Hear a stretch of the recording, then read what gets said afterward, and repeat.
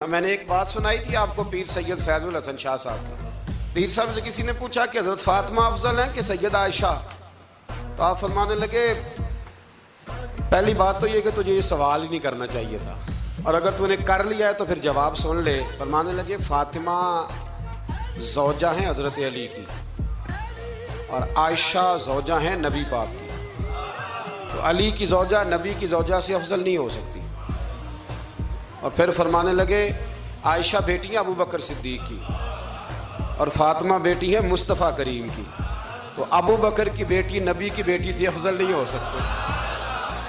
वो बंदा कहने लगा हजरत जी रिजल्ट क्या निकला? कहने लगे घर जाके कटदा रही, तेन गल दस छड़ी है, अब तू घर जा और रिजल्ट घर जाके निकालता रहे। मैंने तो तुझे ना बता दिया है कि जो असल बात है वो ये है कि अबू बकर सिद्दीक की बेटी नबी पाक की बेटी से अफजल हो सकती नहीं, और अली उल मुर्तज़ा की ज़ौजा नबी पाक की ज़ौजा से अफजल हो सकती। बाकी जा तू नतीजा घर जाके निकाल, नतीजा घर जाके निकाल। तो हमारे बुजुर्ग तो इस लेवल पे सोचते हैं।